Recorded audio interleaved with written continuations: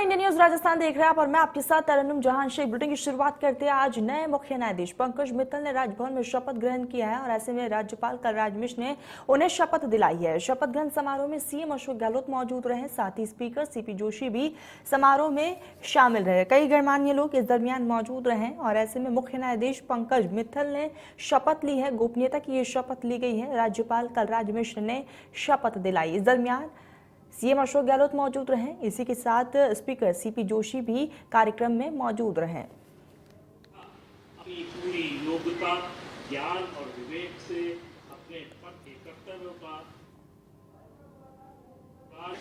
मैं पंकज मित्तल, जो राजस्थान उच्च न्यायालय का मुख्य न्यायाधीश नियुक्त हुआ हूँ, ईश्वर की शपथ लेता हूँ कि मैं विधि द्वारा स्थापित भारत के संविधान के प्रति सच्ची श्रद्धा और निष्ठा रखूंगा।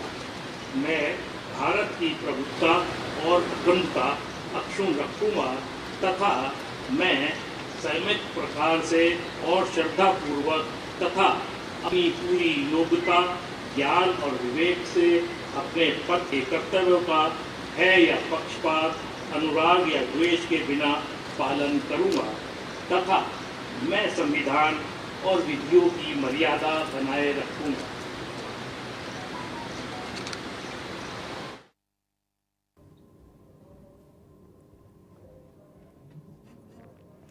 तो जयपुर में राज्य आपदा प्रबंधन प्राधिकरण की 5वीं बैठक हुई और इस दौरान सीएम अशोक गहलोत ने किसानों को फसल खराब के लिए उचित मुआवजा देने की बात भी कही है। साथ ही उन्होंने कहा कि मुआवजे के लिए आज 40,000 क्लेम का सर्वे पूरा कर लिया गया। बेहद खास ये बैठक रही है और सीएम अशोक गहलोत ने उचित मुआवजा देने की बात कही है, क्योंकि जिस तरीके से किसानों ने अपनी मांगे उठाई थी, उनकी मांगों को मानते हुए राज्य सरकार ने ये बड़ा फैसला लिया है और इस दरमियान सीएम अशोक गहलोत ने उचित मुआवजा देने की बात को स्वीकार किया है। उन्होंने साफ तौर पर कहा है कि फसल खराब का मुआवजा सरकार देगी।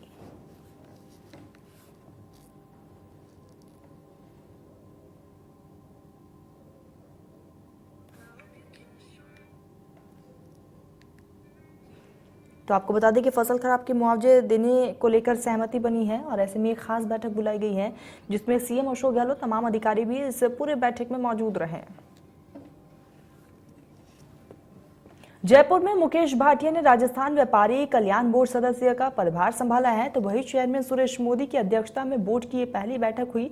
बेहद खास ये बैठक रही। सुरेश मोदी की अध्यक्षता में खास बैठक, नया बोर्ड अध्यक्ष नियुक्त किया गया है और आपको बता दें कि इस दरमियान मुकेश भाटिया ने पदभार संभाला है। कई लोग इस दरमियान मौजूद रहे और सुरेश मोदी की अध्यक्षता में ये पहली बैठक आयोजित की गई है और ये बैठक भी बेहद खास रही।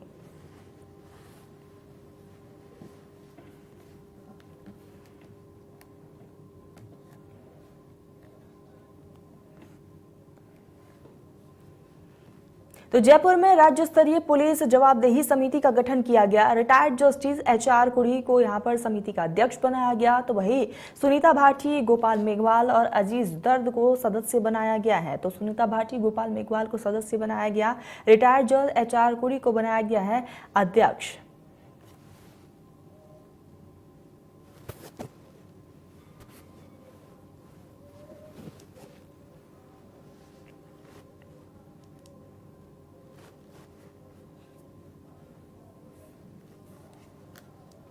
राज्यसभा सांसद घनश्याम त्रिवेदी ने प्रेस कॉन्फ्रेंस की। इस दौरान उन्होंने प्रदेश में महिलाओं के साथ हो रही घटना और अपराधों को लेकर सरकार को घेरा है। उन्होंने कहा है कि राजस्थान में महिलाओं के साथ रोज बलात्कार जैसी वारदातें हो रही हैं और यहां पर लगातार खनन माफिया पैर भी पसार रहे हैं, जिसको लेकर ये प्रदेश सरकार पर कई तरह के गंभीर आरोप लगाए हैं और साफ तौर पर कहा है कि जिस तरीके से खनन माफियों की अगर बात की जाए तो राजस्थान में लगातार पैर पसार रहे हैं और ऐसे में बीजेपी ने जमकर राज्य सरकार पर निशाना साधा। तो महिलाओं के साथ हो रहे अपराध को लेकर भी त्रिवेदी ने प्रेस कॉन्फ्रेंस में इसका जिक्र किया है।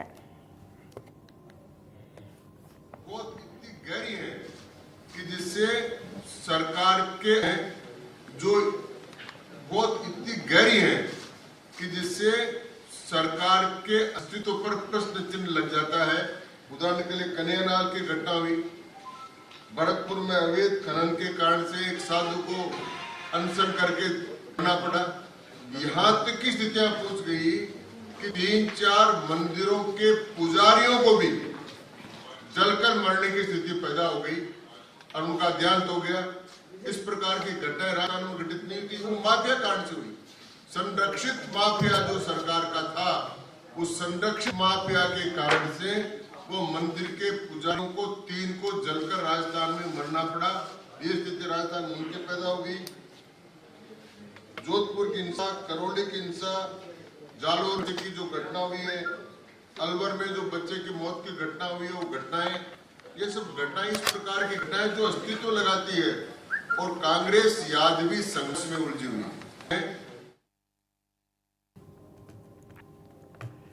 तो जयपुर में हेरिटेज नगर निगम महापौर मुनीश गुर्जर इंदिरा रसोई में भोजन करने के लिए पहुंची। महापौर ने शुक्रवार को घासाकोठी स्थित इंदिरा रसोई में भोजन किया है। यहां पर उन्होंने रोटियां भी खाई है और बनाई है और इसके बाद वहां पर भोजन कर रहे लोगों से बातचीत कर उनसे फीडबैक भी लिया गया। इस दौरान महापौर मुनीश गुर्जर ने कहा कि वे हर महीने एक दिन इंदिरा रसोई में भोजन करने जरूर आएंगी। ये माननीय मुख्यमंत्री जी की इतनी बेहतरीन योजना है और नगर निगम हेरिटेज में 20 नई खुलेंगी, जिसमें 5 संचालित हो चुकी हैं और 15 तैयार है। मुख्यमंत्री जी ने आह्वान इसलिए किया क्योंकि हम लोग जाएंगे और खाना खाएंगे तो क्वालिटी हमेशा मेंटेन रहेगा और इसीलिए आज हम देखने आए। मुझे देख के बहुत अच्छा लगा। जो जयमहल पे हमने महिला को दिया है, ये खासाकोठी भी हमने महिलाओं को दिया है, तो बिल्कुल खाना भी महिला जैसा घर में बनाती है वैसा है, साफ़ सफाई भी बिल्कुल वैसी है। तो मुझे पसंद आया। ये दोनों रसोइयाँ हमारी बहुत बेहतरीन है। अच्छा, इनकी प्लेट भी देखिए आप, 400 प्लेट इस इंदिरा रसोई में पर डे जा रही हैं। 400 लोग यहाँ पर आकर, मैंने अभी सबसे बात भी की है, लोग कह रहे हैं कि हम बार बार आते हैं और इसी प्रकार की क्वालिटी हमें मिलती है, ऐसी व्यवस्था है। तो मैं ये जो इंदिरा रसोई चला रहे हैं इनको भी बधाई देना चाहूँगी और माननीय मुख्यमंत्री जी को तो बधाई दूंगी क्योंकि पूरे कहीं भी किसी भी राज्य में चले जाइए आप, ऐसी योजना कहीं नहीं होगी जितनी। तो जयपुर में अन्याय के खिलाफ मुख्य संस्था वी द पीपल ने प्रेस क्लब में प्रेस कॉन्फ्रेंस कर अलवास जिला पाली के दाती महाराज के बाल गृह पर सवाल उठाया है। संस्था की फाउंडर मंजू सुराणा ने कहा है कि दाती महाराज ने साल 2003 में पाली में बाल गृह आश्रम खोला था। इसमें बेसहारा बच्चों का भरण पोषण करने का दावा किया गया था, लेकिन महाराज पर दुष्कर्म का आरोप लगाने के बाद से ही बाल गृह में मौजूद बच्चों के बारे में किसी को कोई भी जानकारी नहीं है। उन्होंने कहा है कि बाल गृह में मौजूद बच्चों के बारे में अलग अलग एजेंसियों से जानकारी मांगी गई है, लेकिन महाराज के आगे सभी नतमस्तक हो गए हैं। इसके चलते ना तो प्रशासन कोई भी जांच कर रहा है और ना ही बच्चों के बारे में कोई भी जानकारी दे रहा है। वहीं उन्होंने कहा है कि संस्था की तरफ से इस मामले में न्याय नहीं मिलने तक लड़ाई लड़ी जाएगी।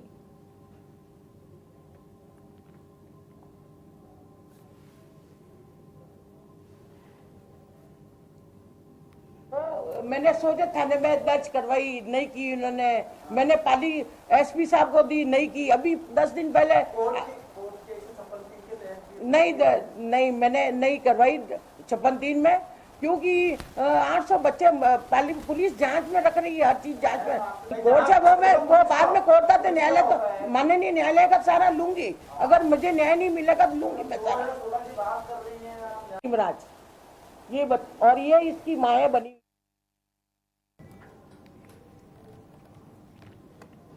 जयपुर में त्योहारी मौके पर कानून व्यवस्था की पालना और अपराधों की रोकथाम के लिए पुलिस प्रशासन सतर्क नजर आ रहा है और ऐसे में पुलिस कमिश्नरेट की तरफ से शहर में अतिरिक्त पुलिस जाब्ता तैनात किया गया।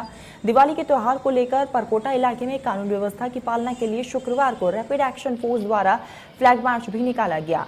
आरएएफ जवानों का ये फ्लैग मार्च दशहरा कोठी होते हुए रामगंज चौपड़ पहुंचा, जहां पर आरएएफ अधिकारियों ने लोगों को त्योहारी मौके पर कानून व्यवस्था बनाए रखने की नसीहत दी है।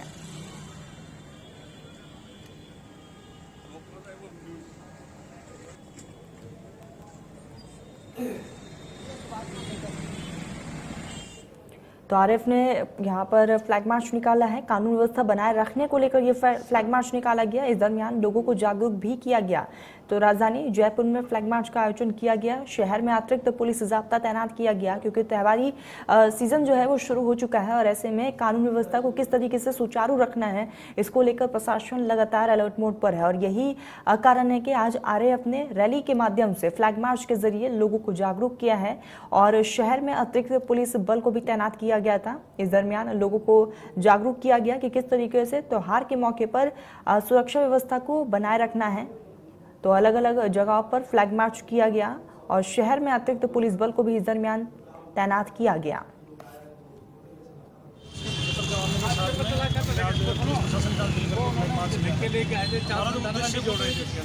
एक्सरसाइज है हमारी, जो हम जिस एरिया में रहते हैं उस एरिया के बारे में जानकारी जो भी यहाँ की कम्युनल हिस्ट्री हो, डेमोग्राफी हो, फोटोग्राफी, हर तरह की चीज़ों के साथ वाकिफ है। से स्टार्ट हुआ है करबला से दशहरा कोठी होते गंगापुल gate, Zorawar Singh gate, Subhash Chowk circle, 4 दरवाजा और HR कॉलोनी, गीता की मोरी से रामगंज।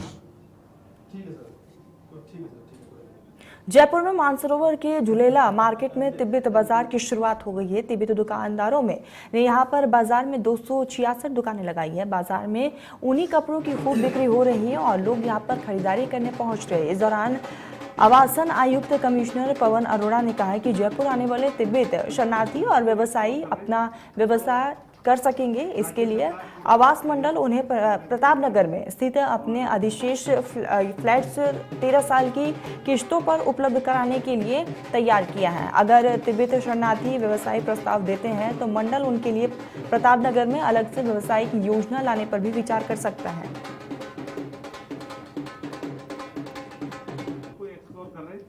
तो राज्य सरकार पूरा सहयोग करने को तैयार है और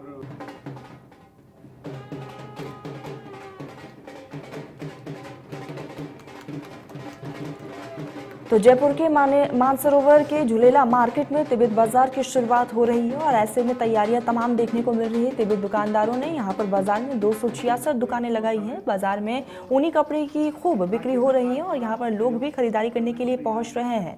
इस दौरान आवासन आयुक्त कमिश्नर पवन अरोड़ा ने कहा कि जयपुर आने वाले तिब्बत शरणार्थी व्यवसायी अपना व्यवसाय कर सके, इसके लिए भी तमाम व्यवस्थाएं की गई है और उन्होंने प्रतापनगर में स्थित अपने अधिशेष फ्लैट्स में 13 साल की किस्तों पर उपलब्ध कराने के लिए तैयार है। अगर तिब्बती शरणार्थी व्यवसायी प्रस्ताव देते हैं तो मंडल उनके लिए प्रतापनगर में अलग से व्यवसायिक योजना लाने पर भी विचार कर सकता है।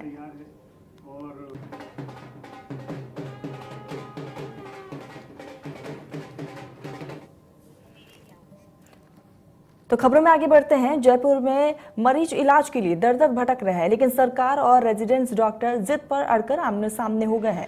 सरकार अब सख्ती के मूड में आ गई है और रेजिडेंस पर कार्रवाई करने के लिए तैयार है, तो वही रेजिडेंस डॉक्टर अब भी काम पर लौटने को तैयार नहीं है। निदेशालय चिकित्सा आयुक्त ने डॉक्टर घनश्याम ने आदेश जारी किया है कि केवल 12 अक्टूबर तक रेजिडेंट्स के अवकाश का समायोजन किया जाएगा और इसके बाद से कार्य बहिष्कार करने वाले रेजिडेंट्स डॉक्टर्स अगर अस्पताल में अपने कार्यस्थल पर उपस्थित नहीं होते हैं तो उनके खिलाफ कार्रवाई की जाएगी।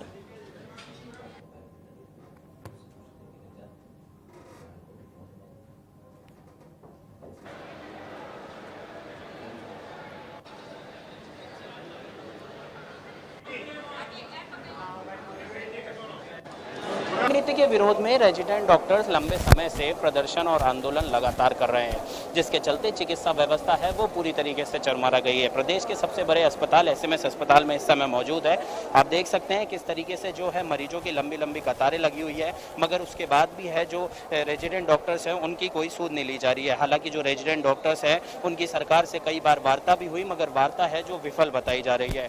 ऐसे में जब डॉक्टर्स का जो आंदोलन है वो खत्म नहीं हुआ तो अब जो सरकार है उन्होंने डॉक्टर्स के ऊपर कहीं ना कहीं कार्रवाई करने के लिए हैं जो भी आदेश दे दिए हैं। जो रेजिडेंट डॉक्टर है वो लगातार है जो आंदोलन कर रहे हैं। जो रेजिडेंट डॉक्टर्स है उनका लगातार ये कहना है कि जब तक बोर्ड नीति में संशोधन नहीं किया जाएगा तब तक वो डॉक्टर्स है वो लगातार आंदोलन करते रहेंगे। जिस पहले जो है जो कुछ समय पहले हाथों पर काली पट्टी बांधकर जिस तरीके से रेजिडेंट डॉक्टर्स ने सरकार को सचेत करने का काम किया, मगर उसके बाद भी जब उनकी सूद नहीं ली गई तो कार्य बहिष्कार किया। इमरजेंसी सेवाएं हैं वो मगर चालू थी, मगर अब जब सरकार के द्वारा उन पे अब भी ध्यान नहीं दिया जा रहा है तो रेजिडेंट डॉक्टर ने संपूर्ण कार्य बहिष्कार कर दिया है। चाहे इमरजेंसी सेवा हो, ऑपरेशन हो गए, जो ऑपरेशन की जो तारीखें दे रखी थी उस रेजिडेंट डॉक्टर की हड़ताल के चलते जो ऑपरेशन की तारीख है वो भी अब आगे की डेट्स दी जा रही है, क्योंकि जो रेजिडेंट डॉक्टर है वो लगातार आंदोलन कर रहे हैं। कैमरा पर्सन निर्मल के साथ में प्रशांत यादव, इंडिया न्यूज जयपुर। तो खबर जयपुर के रेनवाल से है, जहां पर सुंदरपुरा गांव में एक घर के अंदर 2 बच्चियों की बंद होने की सूचना पड़ोसियों द्वारा मिली है, जिसके बाद सूचना पर पहुंची पुलिस ने घर के अंदर देखा तो एक 1.5 महीने की बच्ची जहां दूध के लिए बिलख रही थी, तो उसकी 3 साल की बड़ी बहन मुस्कान मृत अवस्था में मिली। तो वही घटना की सूचना पर एएसपी दिनेश कुमार शर्मा भी मौके पर पहुंचे और एफएसएल टीम को भी बुलाया गया, जिसके बाद एफएसएल टीम ने मौके से साक्ष्य को जुटाकर मासूम के शव को मोर्चरी में रखवाया है। जबकि घटना के बाद से मासूम की मां मौके से फरार चल रही है, जिसे पुलिस ने देर रात रिहोंगिनिया ग्राम से हिरासत में ले लिया है। फिलहाल महिला से पूछताछ का सिलसिला जारी है।